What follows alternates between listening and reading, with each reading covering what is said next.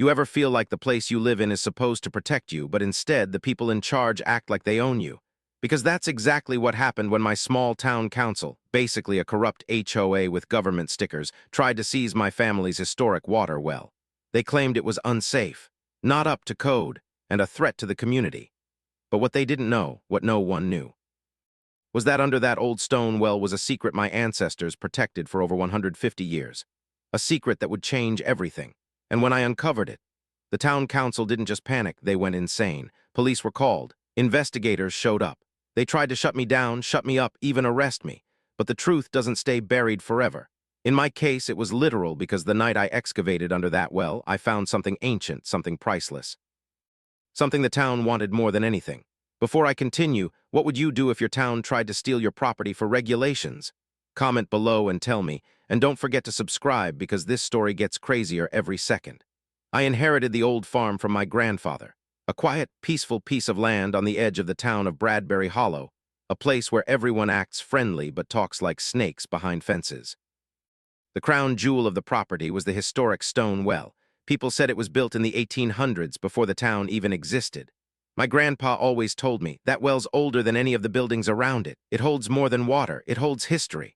I thought he was just being poetic. Turns out he was warning me.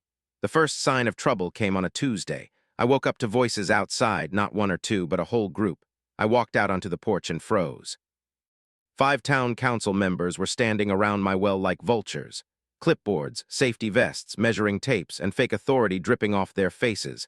Councilwoman Marjorie, the Karen of the entire county, turned and smiled like a crocodile. "There he is," she said, "the owner of the unsafe water structure." I blinked. "It's a well, it's been here longer than this town." "Which means it's no longer compliant," she snapped. "Regulations require all water sources to be under municipal supervision." Municipal supervision, HOA language for we're taking it. I walked straight toward them. "You can't just show up and claim my property." Councilman Reeves stepped forward, adjusting his pointless aviator sunglasses. "Actually, under Ordinance 44B, Section 3, there is no Ordinance 44B, I cut in. I wasn't stupid. I'd lived here my whole life, he smirked. "It was passed last night." Emergency session. So they made up a law overnight to seize my well. I felt my blood heat. "Get off my land." Marjorie crossed her arms. "If you don't allow an official inspection, we will file for forced acquisition due to public safety negligence." There it was, the threat. I told them they had 10 seconds to leave before I started recording everything for the county sheriff. They scattered like roaches, but not before Marjorie hissed, "We're not done. That well belongs to the town." I didn't sleep that night. Something inside me kept repeating my grandfather's words. It holds more than water, it holds history. The next morning, I went to check the well myself. Something felt off. The stone wall had fresh chalk marks. The bucket pulley had been tested. Someone had lowered something inside recently. On the ground, I saw boot prints that weren't mine. They hadn't just inspected the outside, they'd tried to look inside. That was the moment I decided to uncover the truth. I set up my work lights, tied a rope around my waist, and slowly lowered myself inside the well. The air grew colder, damp, quiet. I reached the bottom where the soil was soft, untouched in decades. When I pressed my boot into the dirt, I felt something hollow. I pushed more dirt aside. Then I saw it, a slab of stone carved with strange symbols. Symbols I had seen once before in my grandfather's old journal. My hands shook as I wiped more dirt away.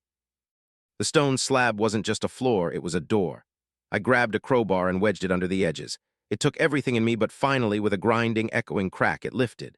Beneath it was a dark chamber. Dry, ancient, preserved. I climbed down, heart hammering. My flashlight beam hit something metallic in the dirt. Then another. Then dozens. I dropped to my knees. My breath left my chest. Gold, not nuggets, not coins, artifacts. Ancient, intricately carved gold pieces. Bracelets. Discs, plates, a crown-like band, symbols that looked like they came from a civilization that wasn't in any textbook I ever saw. I realized immediately this wasn't just valuable. This was priceless, archaeological, world-changing. My flashlight flickered and my stomach dropped. Footsteps above ground. Multiple, then voices. Then a shout, "Town inspection, open UP." My heart raced. They were back. And if they knew about this, I scrambled up the rope. As my head reached the opening of the well, 4 council members stood there with a police officer. Marjorie smiled like she'd already won. "We warned you. Now step aside. The town is seizing this well." I wiped the mud from my hands, trying to catch my breath. "You're not taking anything," I said, but my voice wasn't shaky. It was dangerous, because I knew something now. They hadn't come for safety. They'd come for the secret my family protected for generations. And they would do anything to take it. Marjorie's smirk stretched so wide it looked painful, like she'd been waiting her whole life for this moment. The officer beside her rested his hand casually on his belt, not threatening, but not friendly either. Neutral in that I already know which side I'm taking kind of way. "What exactly is the emergency?" I asked, breath still uneven from climbing the rope. Councilman Reeves tapped his clipboard. "Anonymous report of unauthorized excavation. That constitutes potential structural collapse, environmental hazard, and possible historical destruction." I actually laughed. "Historical destruction? The well is history." Marjorie stepped closer, heels sinking slightly into the dirt. "And that is why the town must protect it, not you." There it was again, that HOA-style power grab, like she wanted ownership of every blade of grass in the county. I crossed my arms. "You're not stepping foot inside this well." The officer raised a hand. "Let's keep things calm." "No," I snapped. "Calm is what they're counting on. This is my property. You need a warrant." Marjorie's eye twitched. She hadn't expected me to know my rights. Reeves spoke up sharply. "We have emergency municipal authority." "That's not a warrant," I shot back. The officer exhaled slowly, clearly annoyed. "They don't technically have the authority to enter your structure without a judge's signature." Marjorie glared at him like he'd betrayed her. "Officer, the well is a danger. He's been tampering." "Have you seen inside it?" I asked her. She froze, just for a second, but it told me everything. They had seen something, maybe not the chamber, but they sure as hell knew this well wasn't just a well. "I'm not leaving," Marjorie said finally, voice low and venomous. "We will return with a warrant, and when we do, we will confiscate whatever you're hiding." Then, and I swear she did this intentionally, she turned her back and whispered loudly enough for only the officer to hear. "This could be worth millions." He stiffened, and all the puzzle pieces snapped together in my head. They didn't care about safety. They didn't care about regulations. They didn't even care about the well. They wanted what was under it, the ancient gold. The second they left the property line, I slammed the gate shut and locked it. Then I sprinted to the well. Everything in me screamed to go back down, to grab the artifacts, to vanish with them and hide them somewhere safe. But the fear of collapsing the stone entrance stopped me. If the council came with officials, cameras, backhoes, my hands shook as I lifted the rope again and climbed down. The chamber was still there, untouched, silent, sacred.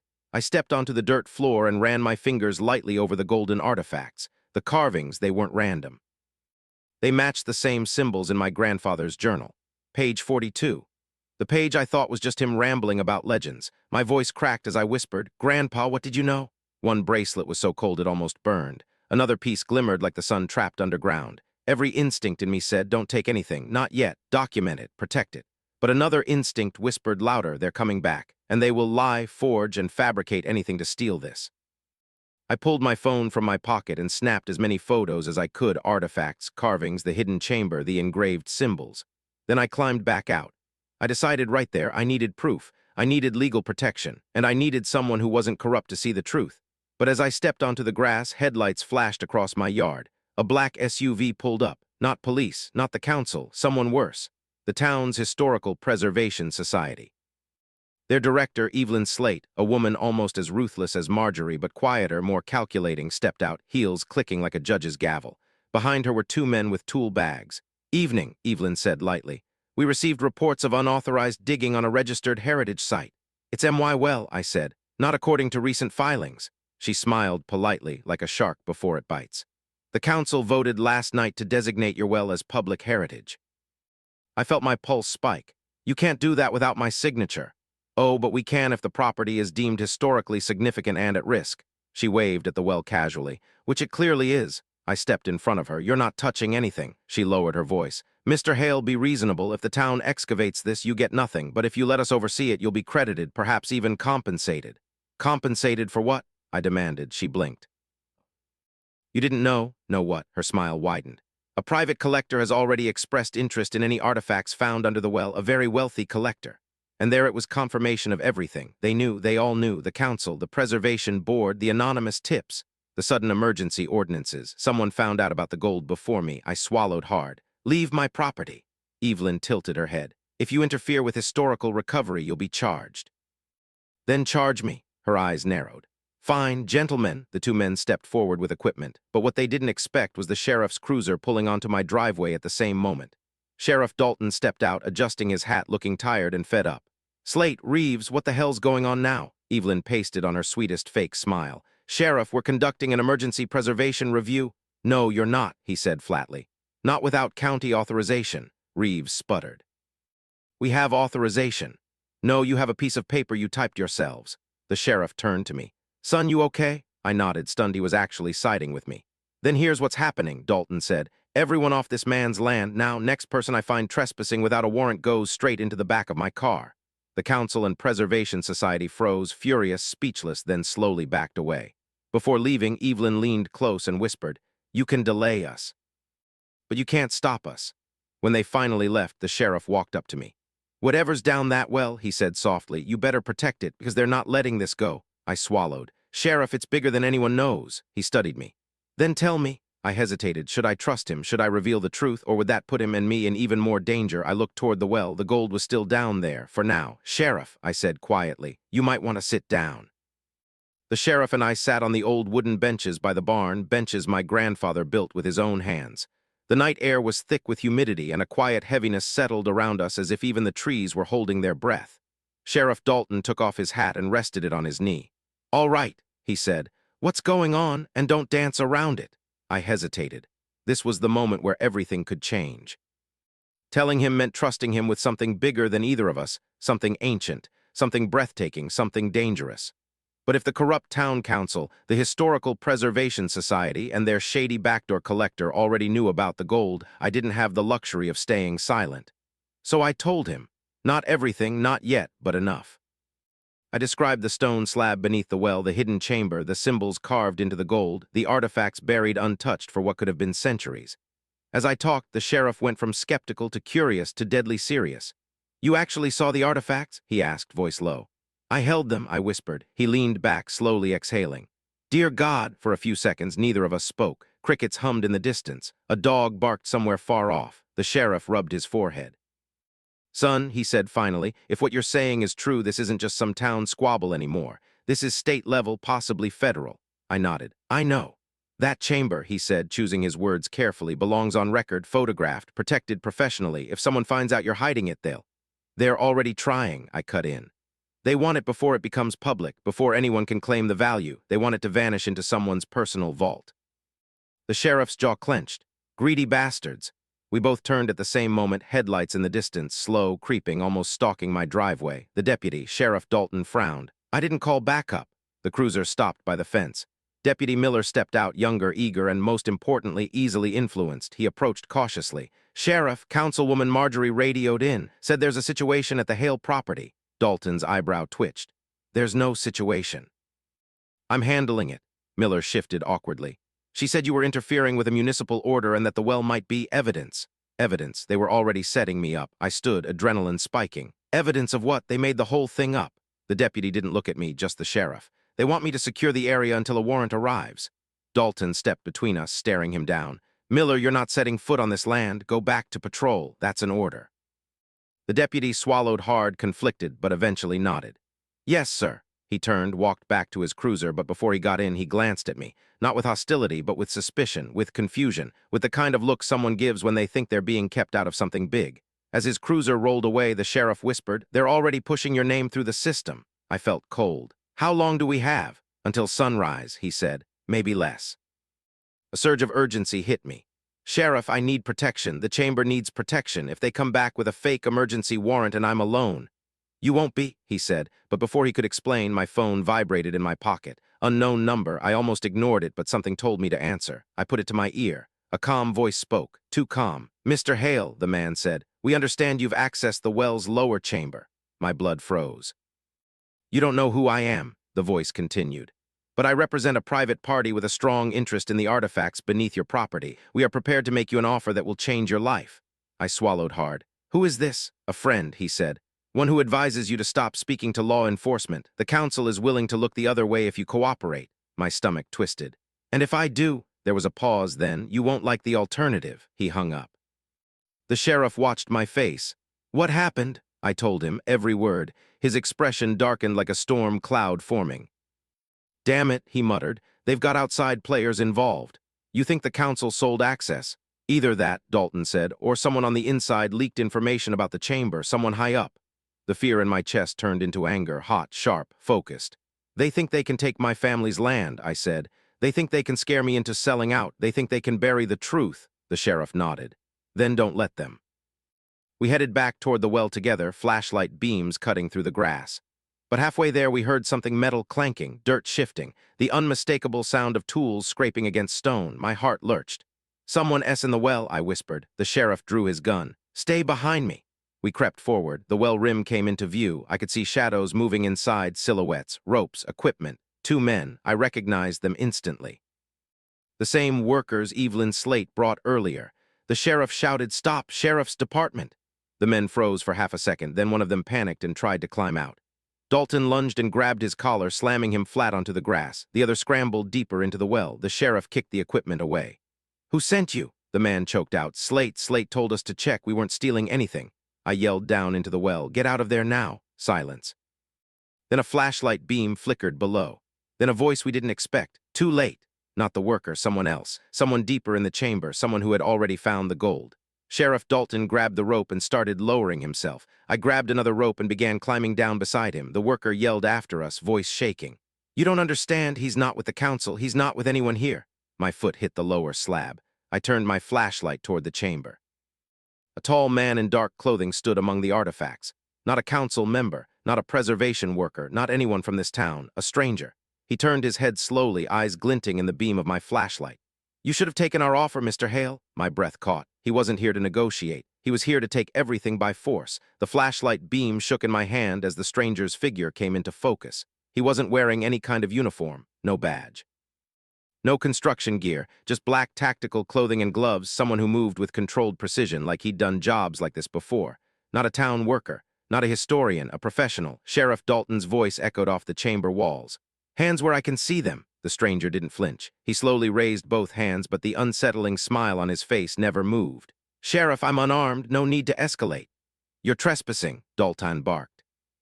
"Turn around and step away from the artifacts." The stranger tilted his head. "Artifacts, interesting that you used the plural, so you have seen them, that complicates things." I stepped forward. "Who are you? Who sent you?" He chuckled softly like my question was cute. "Names aren't important. What matters is that you missed your opportunity. We offered you a generous arrangement." "You threatened me," I snapped. "I warned you," he corrected calmly, "but you chose defiance." The sheriff did lower his weapon. "Sir, I won't tell you again. Step away."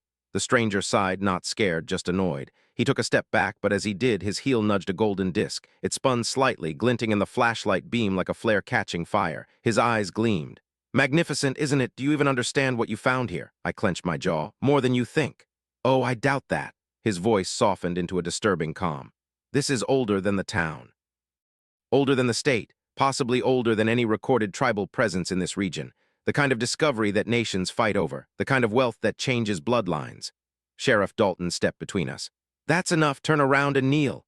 The stranger finally complied slowly like he was humoring us. Dalton moved in to cuff him, but then a sound, a distant rumble above ground, then another, then footsteps, multiple, fast, heavy. The sheriff's head jerked upward. "What now?" Before we could react, a blinding beam of light shot down the well, bright white like a searchlight.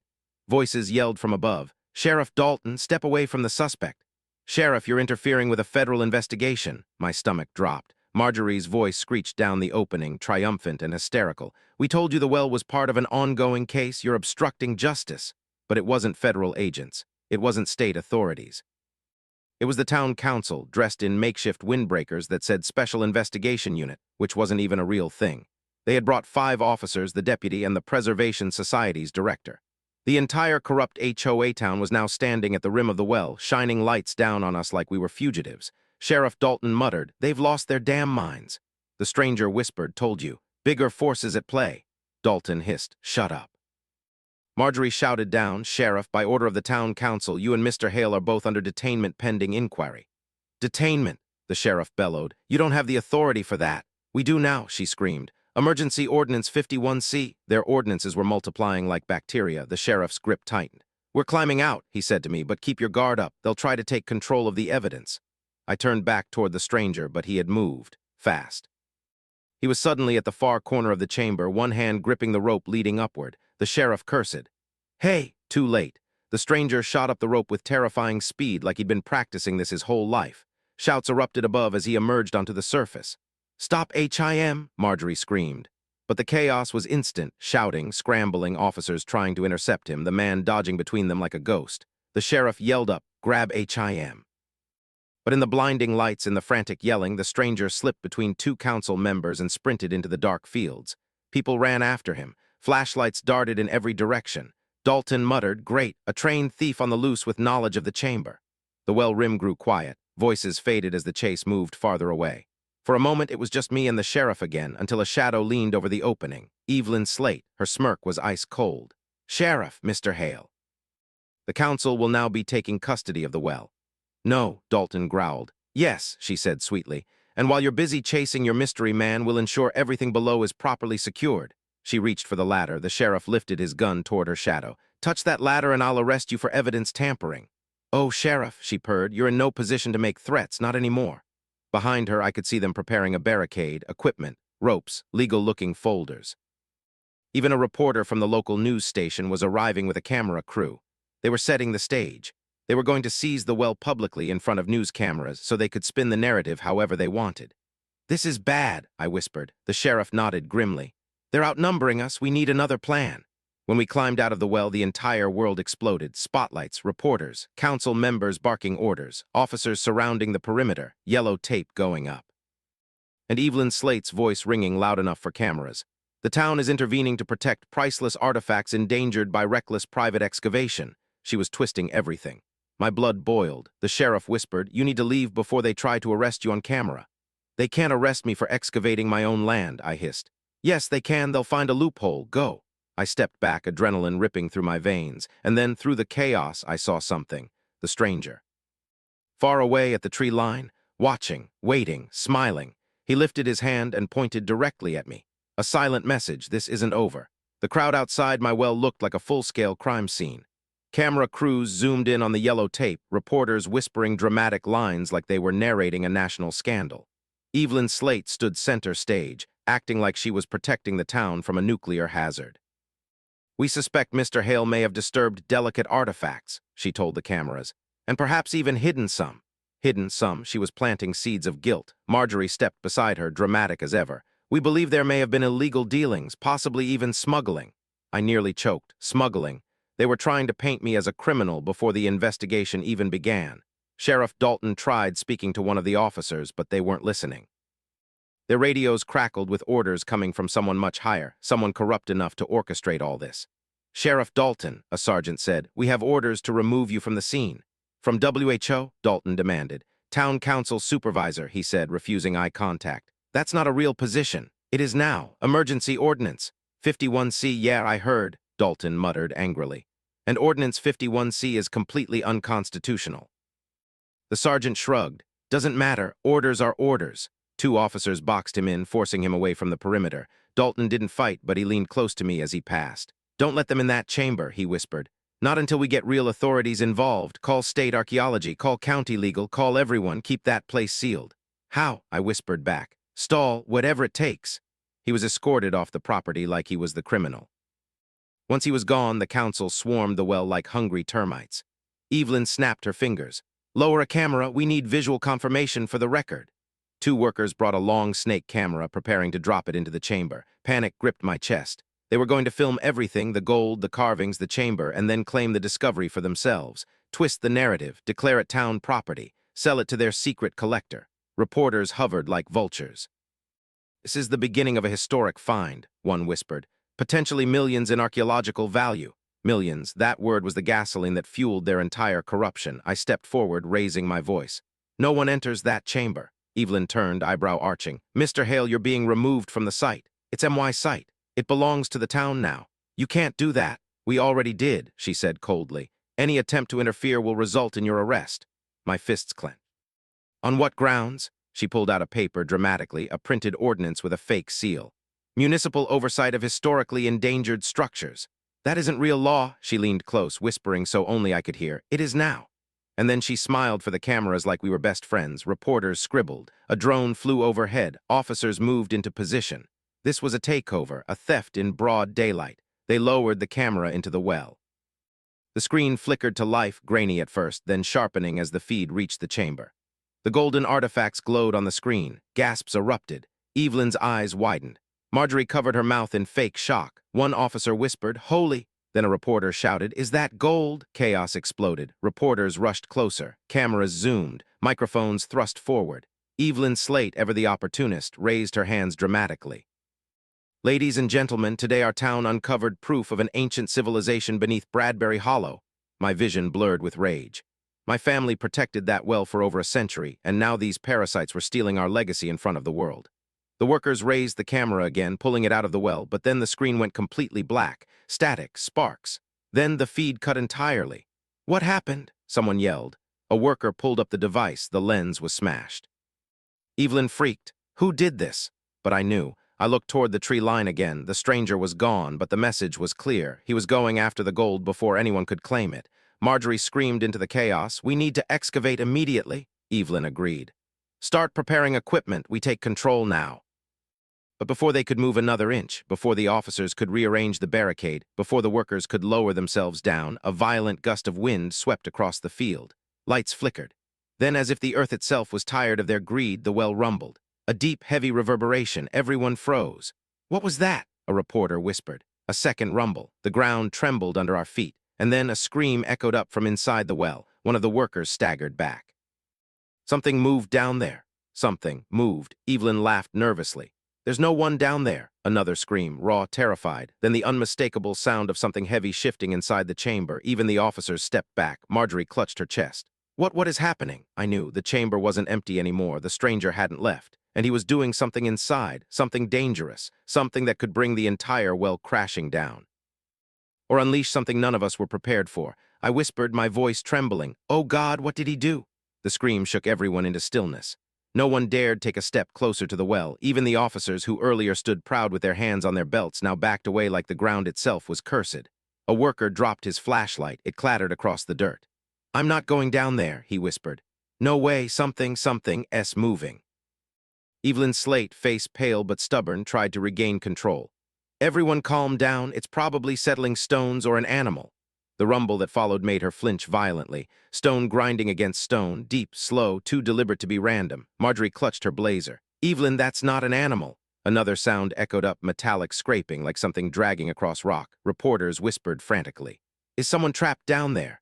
Was someone left behind? Could that be the man who escaped?" My blood went cold. The stranger, he wasn't gone. He was opening something that hadn't been disturbed in centuries. Sheriff Dalton shouted from beyond the barricade, pushing past the officers holding him. "Get your people back, move away from the edge." No one listened until another roar of rumbling shook dust into the air. Everyone stumbled back instinctively. The sheriff reached my side. "He's trying to access another chamber, another layer." "How do you know?" I asked. Dalton pointed at the well. "That's shaking. That's not someone climbing or digging. That's a lock, a long-buried lock shifting for the first time in God knows how long." The words hit me like ice water. A lock, meaning the chamber I found wasn't the only one. It wasn't even the main one. There was more. Evelyn, clearly panicking now, shouted at the officers, "Get a drone, lower another camera."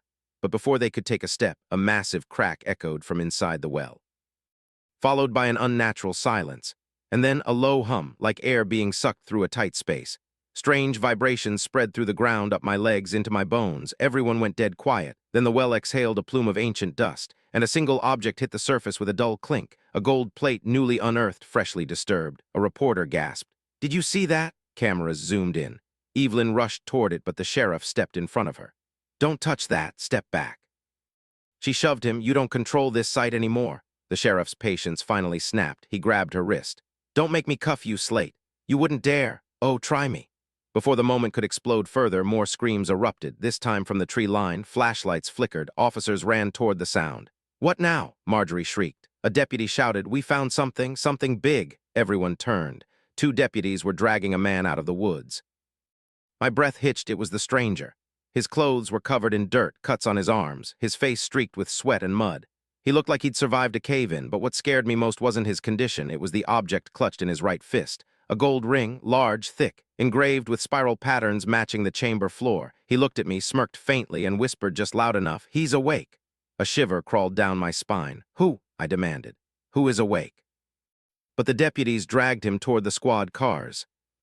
Before he could answer, everyone swarmed around the well again, nervous, terrified, buzzing with speculation. Reporters shouting questions, council members demanding access, officers trying to maintain order. Sheriff Dalton leaned close and whispered, "We need to go down there." I stared at him. "Are you serious after what we just saw?" "Yes," he said. Because whatever he opened, whatever he triggered, it's not going to stop on its own. The well rumbled again, softer this time, like a massive heartbeat. My skin crawled. The sheriff grabbed a second rope. "We go together," Evelyn saw. "Stop them, they can't go down." "No," the sheriff snapped. "You can't go down." I tightened my grip on the rope. Dalton nodded. "Let's move." We stepped to the rim, but suddenly a spotlight hit us. "Deputy Miller, Sheriff, step away from the well. You are being relieved."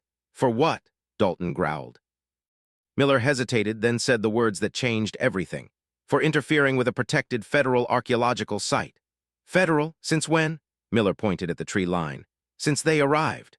Black SUVs rolled out of the darkness. Real ones, tinted, armed, unmarked, doors opened. Men in tactical gear stepped out, real federal agents this time, not the town council's fake uniform clowns. They approached with cold precision. "Everyone step back from the well," the lead agent commanded. "Effective immediately, this site is under federal jurisdiction." Evelyn dropped her clipboard. "You can't, this is our discovery." The agent didn't even look at her. "Ma'am, you are trespassing on an active federal site. Step back or be detained." Sheriff Dalton muttered. Well, this escalated. Reporters swarmed the agents with questions, but were shoved behind the perimeter. The lead agent then turned to me. "Mr. Hale, we're going to need you to come with us." My heart slammed into my ribs. "What? Why?" "For questioning." "Questioning about what?" The agent stared at me with eyes colder than the stranger's. "About what you awakened." Those words cut through the night like a blade. "What I awakened," I repeated. "I didn't awaken anything." The agent's face remained stone cold. "We'll discuss that off-site. Please come with us." Sheriff Dalton stepped between us. "Hold on, he didn't commit a crime. The property is his, the well is his. You can't just drag him away without cause." The agent glared. "Sheriff, step aside. This is out of your jurisdiction." "With all due respect, step aside." The sheriff didn't move. For a moment, the tension was thick enough to choke on. Flashlights, guns, officers shifting uneasily, council members gawking like hyenas waiting for a fight. The agent finally took a step closer, lowering his voice but raising the threat. "Sheriff, you obstruct me again and I will have you detained for interfering in a federal investigation." Dalton clenched his jaw, giving me a quick look, a silent apology, then stepped back. The agent grabbed my arm. "Let's go." But a loud bang echoed from the well. Everyone froze. The agent's grip loosened. Another bang, louder, like something striking stone from inside the depths. The ground vibrated again, dust lifted, lights flickered. A low moan, not human, rumbled from below. The agent barked, "Secure the perimeter, no one approaches the well." Chaos broke out again. Reporters screamed for their camera crews. Council members backed away. Officers retreated instinctively, but I walked toward the well, not running, not panicking, drawn like something was calling from below. Sheriff Dalton caught my arm quickly. "What are you doing?" I whispered. "Someone is down there." "No," he said firmly. "Something is down there." The well rumbled again, softer now, like an echo dying away. The federal agents rushed to set up equipment. Motion sensors, thermal cameras, seismic detectors. But one of the agents froze, his eyes widening at the tablet he held. "Sir, you need to see this." The lead agent leaned over the screen. A thermal scan of the chamber appeared, swirling with colors, but right at the center was a shape. A massive, distinct shape, roughly human, roughly alive. The lead agent stiffened. "Is that?" Before he could finish, the ground quaked violently. A shockwave rippled through the field. People stumbled. Equipment toppled. The well spewed a stream of warm air, almost like a breath. The agent shouted, "Everyone back!" But I didn't move, my feet locked, because something else rose with that warm air. A scent, old, metallic, earthy, and then a voice, soft, indistinct, murmuring from below. I leaned closer. Sheriff Dalton yanked me back. "Don't you dare." But the air pulsed again, this time with words, whispers, not English. Not any language I'd ever heard. A deep, rhythmic, chanting-like sound. The stranger, sitting cuffed beside a squad car, lifted his head and spoke up, his voice eerie and calm. "He's talking to you." A chill ran through me. "Who is?" he interrupted, smiling faintly. "The Guardian." Marjorie shrieked. "What Guardian? Who is down there?" The stranger shrugged. "Not who, what, the original keeper of the chamber. He wasn't buried, he was sealed, waiting." Evelyn gasped. "You mean a P-person?" The stranger laughed. "Not exactly." Sheriff Dalton grabbed him by the collar. "Explain right now." The stranger leaned in close to Dalton's face and whispered, "Your town was built on sacred land. The well was the seal. Hale's grandfather knew the truth. That's why his family kept this land. They weren't protecting water. They were protecting the lock." I felt the blood drain from my face. My grandfather's voice echoed in my head. "It holds more than water. It holds history." The stranger continued, "The artifacts, they're not treasure. They're the keys, symbols that kept the Guardian dormant. But once one key was taken," he lifted the gold ring still clutched in his fist. "The lock started to break." A loud crack thundered from the well. Everyone screamed and backed away. The stranger whispered, "And now he's awake." The agents scrambled, yelling orders, moving equipment, preparing weapons. Sheriff Dalton pulled me aside. Listen to me, whatever's down there, you are connected to it. Your family has protected this secret for generations. We need to understand WHY. Before I could respond, an agent shouted, "We've got movement! It's climbing!" Climbing from the chamber up the well. The thermal camera showed the shape rising, slowly, purposefully. Marjorie fainted. Evelyn screamed. Reporters dropped their cameras. The agent ordered all units, but it was too late. A massive hand, stone-like, carved with spirals, gripped the inner wall of the well. A second hand rose beside it. Sheriff Dalton whispered, "Oh my God!" The Guardian was coming out. The world seemed to freeze. A massive stone-like hand gripped the inside of the well, fingers carved with swirling spirals that glowed faintly like embers under the dirt. The second hand rose higher, pulling someone up from the depths. Reporters screamed and ran back. Officers aimed their weapons. Federal agents formed a perimeter. Evelyn's slate sobbed into her hands. Marjorie tried dialing her lawyer repeatedly while shaking so hard her phone slipped. Sheriff Dalton muttered, "Sweet Jesus," but I couldn't move, couldn't blink, couldn't breathe. The Guardian was climbing out, the being sealed beneath the well my ancestors guarded for generations. Everyone stepped back except me. The lead agent shouted, "Weapons ready, do not fire unless ordered." But even he sounded terrified. The Guardian's head rose above the rim next, and the entire crowd gasped at once. It wasn't a monster. It wasn't human either, it was both. Stone skin cracked like ancient clay, glowing symbols carved across its shoulders, eyes burning with a soft golden light like dying stars. It moved with strength but also with age, slow, deliberate, tired. The well groaned as more weight lifted from inside. Marjorie screamed, "Shoot it! Shoot it! Shoot it!" The agent yelled at her, "Shut UP." The Guardian's gaze fixed on me. My heart nearly stopped. Not on the agents, not on the council, not on the police. He knew me. The stranger, still cuffed but grinning ear to ear, whispered, "He recognizes your bloodline." Sheriff Dalton whispered, "What does he want?" The Guardian opened its mouth. The sound that emerged wasn't a scream or a growl, it was a voice layered with echoes, as if spoken through centuries. "Hail!" The way it spoke my family name made my spine tingle. Evelyn screamed, "The creature can talk." Federal agents raised their weapons again. The Guardian's eyes flickered, not in hostility, in pain. He wasn't attacking, he was awakening after centuries of isolation, and he was weak. He lifted his hand, pointing at the well, then at the golden artifacts scattered on the screen from the destroyed camera, then at me. I took one step forward. Dalton grabbed my arm. "What the hell are you doing?" I swallowed. "He's not trying to hurt anyone." "How do you know?" "I don't." But something inside me did know. A feeling as old as my family's stories. I stepped closer. The Guardian exhaled, and the wind from his breath sent dust swirling. His voice rumbled again. "Key." I froze. "Key." He pointed, not at the golden artifacts, but at the gold ring the stranger had stolen. The ring glowed faintly in the man's fist. The Guardian lifted his hand and slammed it onto the ground, boom, making everyone stagger. The stranger laughed. "He wants it back." The agents shouted, "Put down the object. Drop the ring, now." But the stranger only tightened his grip.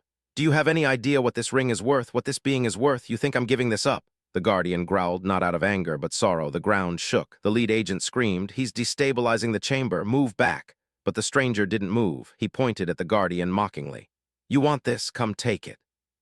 The Guardian stood taller, trembling from weakness, but still towering. I yelled, "Stop, he's provoking." Too late. The Guardian struck the ground again, BOO, and the whole well shook like a bomb had gone off underground. The ground cracked, reporters fell, officers scrambled, lights flickered, equipment toppled. The federal agents rushed toward the stranger, but he darted out of reach. "This is MY Discovery now," he shouted. He ran, but he forgot something.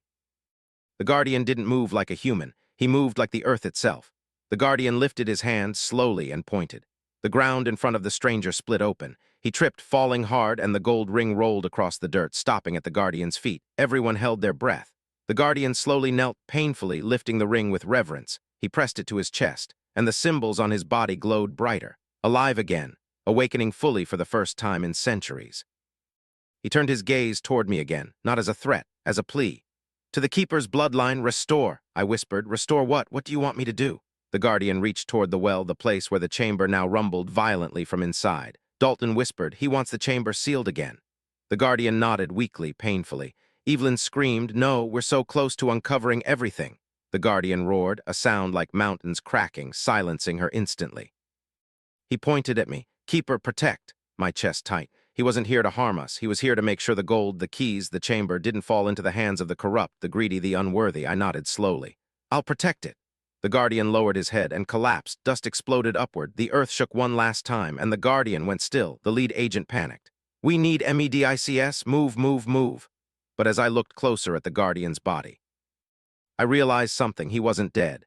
He was turning back to stone, returning to his slumber, his duty fulfilled, his message delivered: protect the chamber, guard the keys, stop the greedy, restore the seal, and he had chosen me. The Guardian's stone body settled onto the ground, glowing faintly before dimming into complete stillness. The agents backed away, unsure if he was truly dormant or waiting to rise again. Reporters whispered frantically behind barricades. "Is it alive? What is that thing? Is this the archaeological discovery of the century?" Evelyn Slate tried approaching the Guardian, but federal agents blocked her instantly. "Ma'am, step back. You've caused enough damage," she sputtered. "I'm the head of the Historical Preservation Society," the agent said flatly. "Not anymore. You're under federal investigation." 3 agents moved in, cuffing her hands behind her back. She screamed and protested, but no one helped her. The town council, previously glued to her every word, suddenly pretended they barely knew her. Marjorie tried to slip away quietly, but a female agent grabbed her wrist. "Not so fast." Councilman Reeves tried running, but slipped on the soft dirt and fell face first in front of the news cameras. In less than 1 minute, the entire corrupt HOA-style town council was detained. The lead agent turned to me. "Mr. Hale, based on what we've witnessed tonight, you are the lawful owner of the land and historic well. The federal government will not be seizing your property. However," my stomach tight. "However what?" "However, you are now legally responsible for guarding it." Sheriff Dalton stepped forward. "He can't do that alone," the agent nodded. "We'll assign security, but the primary custodian remains the landowner." Dalton put a hand on my shoulder. "Then I'm helping him." The agent turned to him. "That capacity is up to your department, Sheriff." Dalton crossed his arms. "My department will help." The agent didn't argue. The stranger, still cuffed, looked at me with a strange admiration. "You don't understand what your family guarded, but you will." I walked closer. "Why were you even after the gold?" He smirked. "Gold, kid, the gold is just decoration. The real value is what the chamber protects." "And what is that?" He stared at me a long time before answering quietly. "Knowledge. Civilizations hide their most dangerous knowledge underground. Your ancestors sealed this chamber because the world was not ready. Maybe the world still is." Agents shoved him into the SUV before he could say more. Sheriff Dalton whispered, "He's right. We didn't just uncover treasure. We uncovered a secret." Federal teams swept the area, moving the Guardian's stone form carefully with cranes and padded straps, transporting it to a secure underground storage unit on my land, not to remove it, but to stabilize the ground and preserve its position. For the first time, a discovery stayed where it belonged, with the keeper's bloodline. As dawn broke, the bright orange sun lit the field. The chaos of the night began to fade. News vans packed up. Officers left. Federal agents set up long-term monitoring equipment. Dalton and I sat on the porch steps, both exhausted.